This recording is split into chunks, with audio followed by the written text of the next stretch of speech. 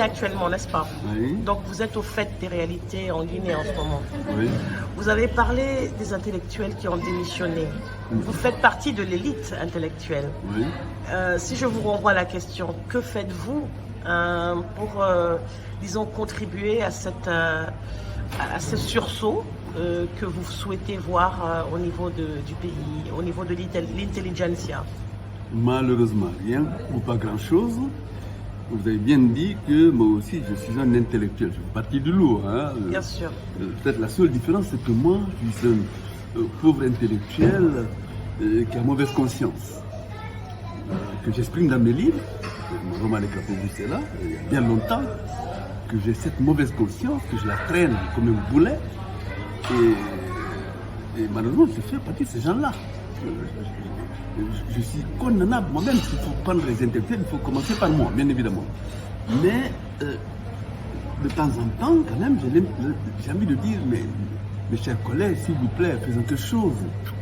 Arrêtons de rester là comme des légumes, à subir le temps, à subir la vie, à subir la connerie de nos dirigeants qui sont sans aucun doute les plus cons du monde. Il est temps d'arrêter d'essayer de faire autre chose. De la fenêtre au moins. Un peu d'air frais. Alors, vous êtes dur dans vos mots, vous ne mâchez pas vos mots parce que vous n'avez rien à perdre. Seulement l'objectif que vous visez. Quel est l'objectif? Quel est cet objectif aujourd'hui? Si on vous donnait une baguette magique, qu'est-ce que vous voulez voir? Si on me donnait une baguette magique. Ah, mais je ferais de la Guinée un paradis, bien évidemment, pour tout le monde. Mais même pour les dirigeants, même pour Sékou Touré. Parce que vous savez, la démocratie, pour moi, la démocratie doit être bénéfique pour tout le monde, même pour les ennemis de la démocratie. Et vous savez, aujourd'hui, par exemple, les anciens dirigeants, les acolytes d'Alpha Condé sont pratiquement tous en prison. Une bonne partie d'entre eux est en prison. Je les ai beaucoup critiqués. Mais aujourd'hui, je vous assure que je fais qu'une seule chose, c'est qu'ils soient libérés. Ça ne rend pas heureux qu'ils soient en prison. Moi, je ne veux plus que les Guinéens soient en prison. J'en ai jusque là que les Guinéens passent le temps à se tuer mutuellement, à se jeter en prison mutuellement. Il y a autre chose à faire. Il est grand temps qu'on qu'on nettoie un peu la mémoire collective et qu'on recommence le pays ensemble. C'est indispensable. Lorsque l'apartheid s'est arrêté en Afrique du Sud, les Sud-Africains ont un geste très intelligent. Ils ont créé ce qu'on appelait la commission vérité et réconciliation. Ils ne peuvent pas juger tous les crimes et délits qui sont passés en Afrique du Sud au temps de l'apartheid. Ils ont créé ce jury d'honneur, en quelque sorte, comme ça se dit aux États-Unis, et qui a jugé symboliquement, moralement, tout ce qui a été commis comme crime et délit en Afrique du Sud au temps de l'apartheid. C'est ce qu'on aurait dû faire dès la mort de Sékou Touré, ou au moins dès l'avènement d'Alpha Condé au pouvoir. S'il avait fait ça, on s'en serait sorti aujourd'hui. Aujourd'hui, s'ils avaient après une espèce de commission vérité et réconciliation, une espèce de jury d'honneur, si on avait réhabilité les victimes du Kambaro, avant de donner à Sékou Touré l'aéroport de Conakry, je n'aurais rien dit. Je le jure. Il le mérite, parce qu'il a symbolisé l'indépendance en 1958. Mais ces victimes doivent d'abord être réhabilitées. Une fois ces victimes réhabilitées, il a le droit d'être célébré pour le nom qu'il a prononcé au peuple de Guinée en 1958. Ce n'est pas seulement le cas Sékou Touré, le cas de Lansana Conté, le cas d'Addis Camara. Au lieu de nous organiser ce procès folklorique autour d'Addis Camara, si on avait créé une bonne commission de réconciliation, tout cela aurait été jugé en même temps. On aurait nettoyé la mémoire collective, on aurait situé des responsabilités, on aurait avancé ensemble dans la pureté des cœurs et dans la volonté de réussir ensemble. Alors je sais que c'est un gros combat pour vous, vous avez beaucoup porté certaines problématiques, notamment le cas des victimes de la Première République, le Camp-Boiro. On connaît votre animosité contre la Première République de Sékou Touré. Et certainement des plus virulents, ce serait peut-être aussi avec Alpha Condé. Mais je voudrais vous demander ceci, et je me fais l'avocat du diable. Donc permettez-moi de poser ces questions de façon très simple. La Guinée est souvent accusée, à tort ou à raison, qu'il y a beaucoup d'ethnocentrisme. Et ce qui m'intéresse, moi, c'est de m'adresser et de vous adresser à, donc, comme je l'ai dit, les nouvelles générations. Vous faites partie de ces personnes qui défendent de façon très riche, à travers vos romans, la culture Peul, ce qui est totalement normal. Vous êtes né à Poredaka, n'est-ce pas, dans le Fouta Diallo. Mais pouvez-vous me dire quelle est votre impression sur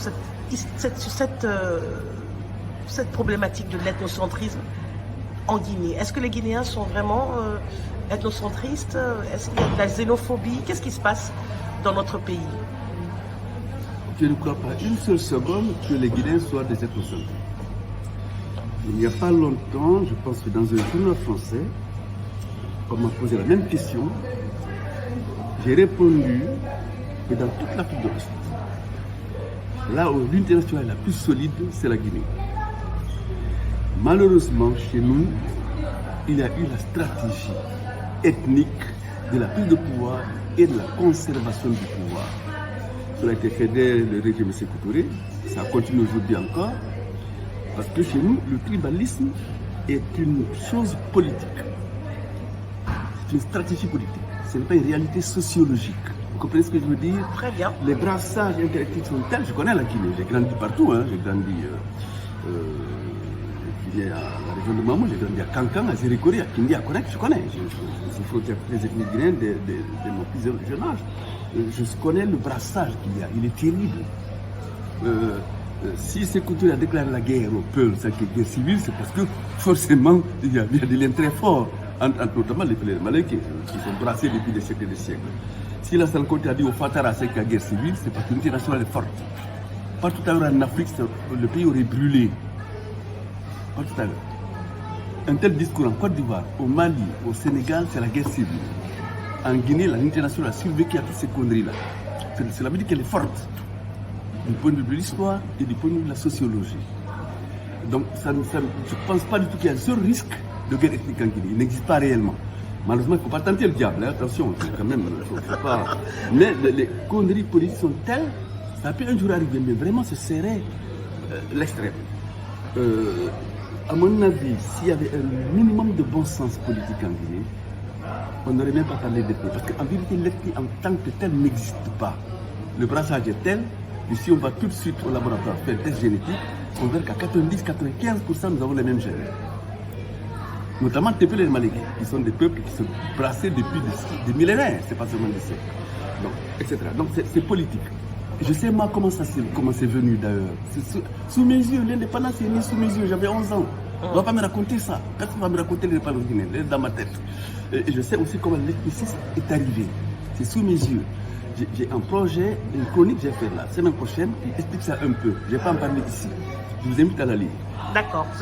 Rendez-vous est pris. Alors, je ne peux pas terminer cet entretien sans parler du droit des femmes. Je vous ai vu écrire dans une de vos tribunes en janvier dernier, « La Guinée, un enfer pour les femmes ». Vous avez été sévèrement critiqué, de toujours encore, même qu'en parlant des droits des femmes, de peindre une image sombre de cette Guinée si chère à vous. Est-ce que c'est votre tactique de romancier qui fait que vous avez des mots très durs, ou est-ce que vous pouvez nous dire un tout petit peu, nous plonger sur pourquoi vous avez choisi ce titre spécifiquement, un enfer pour les femmes en Guinée?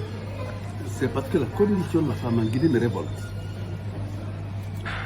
Elle me révolte parce qu'elle est cruelle. Elle me révolte parce que une espèce de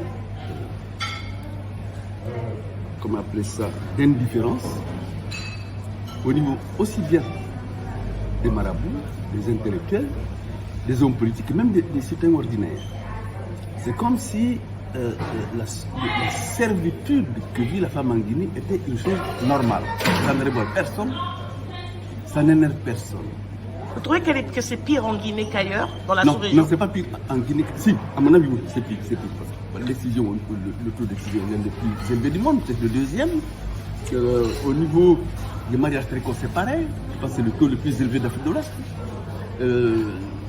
Etc.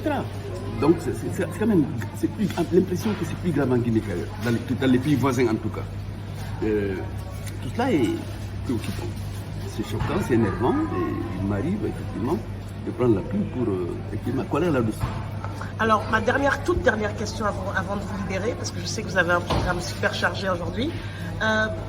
Évidemment, vous avez parlé beaucoup de nos régimes présidentiels presque dictatoriaux.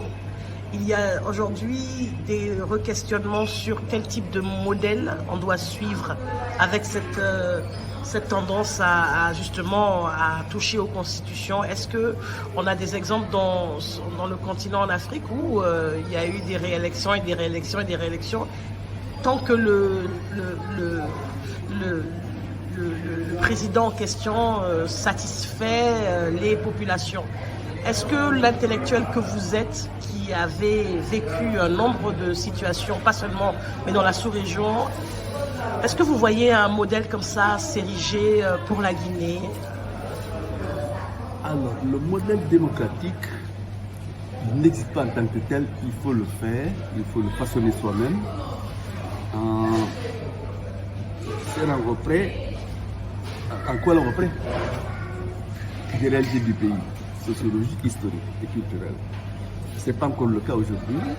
Et je me posais la question à un moment donné, où s'organise, la semaine prochaine, je reviens à Dakar, avec mon ami Tine, avec lequel j'étais là ce matin. Oui, monsieur Alioune Tine. Dans cette même pâtisserie, qui propose un colloque sur la réinvention de la démocratie en Afrique. Le mot me plaît beaucoup, réinventer la démocratie. J'ai l'impression que la démocratie telle qu'elle fonctionne, même dans le monde entier, on commence à laisser quand même, de laisser pour compte. Il y a plein de gens qui s'endorment la démocratie aujourd'hui, même dans les pays européens. Les gilets jaunes, ça veut dire quelque chose quand même. Hein. Et en Afrique, encore plus grave, puisque ici, malheureusement, la démocratie n'a pas été adaptée aux réalités historiques et sociales du continent. Ce sont des démocraties plus ou moins importées, qui nous imposent des chaînes qui ont été expérimentées ailleurs. Il est grand temps que nous réinventions notre propre démocratie. Tout à fait. Cela veut dire qu'évidemment, nous vivons une époque donnée. On est en 2023, on ne peut pas fermer les yeux sur tout ce qui passe autour de nous. C'est impossible. Il faut bien tenir compte de tout ce qui passe autour de nous et intégrer dans nos pensées et dans nos actions tous les apports démocratiques qui existent dans le monde aujourd'hui, que ce soit en Inde, en France, aux États-Unis, au Mexique et ailleurs. Mais aussi, pourquoi nous ne tournerons pas un peu de les expériences du passé, tous les empires, les royaumes d'Afrique, des institutions très fortes, qui sont même très belles, dont on pourrait un peu s'inspirer. Il y a deux notions, à mon avis, d'une importance capitale qui manque cruellement dans les structures institutionnelles du continent africain. C'est la notion de décentralisation et aussi la notion de dialogue. C'est-à-dire, le système étatique, depuis toujours, se repose comme à l'Empire du Mali, le royaume du Congo, le royaume du Dialogue, c'est sur la décentralisation, c'est souvent des royaumes fédéraux ou semi-fédéraux. En plus, le fait qu'il y avait toujours une espèce de dialogue permanent entre les couches les plus reculées socialement et les couches les plus élevées. Ce dialogue n'existe plus. Les États africains ne cherchent pas à parler avec leur société. Ils dictent. C'est la parole verticale. Tout à fait. Un simple aller, il n'y a pas de retour. Deuxièmement, le jacobinisme français empoisonne notre vie politique. C'est pas pour rien donc qu'aujourd'hui beaucoup de régions ont tendance à quitter le giron étatique, puisque précisément, elles ne trouvent pas leur compte. Si aujourd'hui les intégristes musulmans ont tant de facilité à occuper des territoires entiers du Mali, c'est parce que les territoires entiers du Mali se sentent plus maliens, de par les actions et de par les programmes des gouvernements successifs qu'on a vus au Mali. Alors peut-être pour faciliter ma question, pourrait-on rêver en Guinée, par exemple, d'une nouvelle forme de démocratie qui donnerait une sorte d'autonomie à chaque région naturelle, parce qu'il semblerait que c'est aussi là où le bas blesse. C'est possible d'y penser comme un peu c'est un petit pays, hein, si on compare au Nigeria, mais est-ce que c'est possible que la Guinée puisse régler ses problèmes avec ce genre de pensée? Il y a deux problèmes. Deux gros problèmes là, sur cette question. Le premier problème, c'est que la notion de fédération, j'ai dit décentralisation, je n'ai pas dit forcément fédération. La notion de fédération est une notion très sophistiquée. En général, le fédéralisme fonctionne dans des sociétés très évoluées intellectuellement. La fédération fonctionne très bien en Suisse, puisque c'est une société très bien éduquée depuis longtemps. La Suisse est l'une des pédagogies les meilleures du monde, tout le monde le sait. La Suisse possède les meilleurs. Ça a échoué en Yougoslavie. Il y a une raison très précise, c'est parce que pourtant, la Yougoslavie est beaucoup plus unie ethniquement, génétiquement que la Suisse. Parce que toutes les populations de Yougoslavie, à 90%, sont toutes des populations slovènes, parlant pratiquement la même langue. Le serbe, le croate, le slovène, c'est la même langue en vérité. Ce sont les mêmes peuples. Pourtant, il y a aujourd'hui 4 ou 5 États anciennement yougoslaves. Et deuxièmement, c'est parce que si l'on considère la Guinée par exemple, j'ai déjà écrit plusieurs fois là-dessus, considérer la basse Guinée, la haute Guinée ou la Guinée forestière et la moyenne Guinée comme des régions naturelles, c'est tromper de géographie. Expliquez-moi ça, c'est mon... Ce sont des régions qui étaient artificiellement créées par le colonisateur. En arrivant chez nous. Basse-Guinée, puisque c'était à côté de son bateau. Moyenne Guinée, c'est un peu plus loin. Haute Guinée, parce que c'est très très loin de son bateau. Guinée forestière, c'est une inconnue, je n'ai jamais mis les pieds. Il a toujours dit au gouvernement guinéen de supprimer ces 4 régions naturelles qui ne correspondent à rien. Il n'y a pas d'homogénéité culturelle entre ces 4 régions. S'il vous plaît, l'homogénéité, il y a certainement des majorités culturelles, mais l'homogénéité n'existe pas en Guinée. Je vais vous expliquer pourquoi. C'est qu'on a tendance à croire que la basse Guinée est la région des Soussous, la moyenne Guinée c'est la région des Peuls, la haute Guinée est la région des Malinké, la Guinée forestière est la région des... C'est même ce que moi je crois particulièrement. Comment? C'est ce que moi aussi je crois dans la masse populaire. Ça ne correspond à aucune réalité d'abord. Est-ce que vous savez que la première région habitée par les Peuls en Guinée, c'est la basse Guinée? 12e siècle, la région de Boké, Boufa, Fria. C'est nous les peuples du Massina qui avons occupé le Fouta Djallon. En plus, les régions étaient multi-ethniques depuis toujours. Il y a plein de Malinké en basse Guinée. Et au Fouta Djallon, attention, la moitié de ceux qui se disent Peuls en Fouta Djallon, c'est des Malinké. La moitié de ceux qui se disent Malinké en Guinée, c'est des Peuls. Vous êtes d'abord là, vous avez très bien quelque chose. Oui, très bien. Vous faisiez partie du Fouta Djallon d'ailleurs. Oui, tout comme à fait. climat. Oui. Donc, attention, on est brassé depuis toujours, la Guinée forestière. Il y a des Malinké qui sont là-bas depuis des siècles, des siècles et des siècles, qui sont métissés pour former les Konyanké, les Tomamanian, etc., etc. Donc nous sommes ethniques partout, dans toutes les villes, dans toutes les régions. Ces régions de moyenne Guinée, basse Guinée, haute Guinée, c'est des régions des notions à supprimer, à mon avis. Très bien. Alors ça me permet de glisser sur la dernière question. Celle-là, elle est directement pointée vers vous. On vous a souvent classé dans le camp des personnes qui défendent uniquement votre ethnie, votre région, votre culture. Que dites-vous de cela? On vous traite souvent de partisans, de biaisés. Ouais, parce que je défends ces loups. C'est pour cela, bien sûr, je connais trop bien la mesquinerie des Guinéens. Je n'ai rien à foutre. Mais quand moi je défendais Alpha Condé, est-ce qu'ils m'ont traité d'ethniciste malinké? Hein? Quand Alpha Condé était en prison, qui l'a défendu? C'est moi. Vous connaissez depuis la France avec Alpha Condé? Oui, bien sûr. Mais, vous savez, les Guinéens sont mesquins, c'est des petits gens. Ce sont des petits gens. Je soutiens celui d'Allian puisqu'il l'a triché. C'est lui qui a gagné les élections de 2010. On l'a triché pour des raisons ethniques. Or, je me défends qu'il n'est pas content par ce foot. Aussi ça. Ça termine mon entretien. J'essaierai de ne pas supprimer cette... Il ne faut pas supprimer.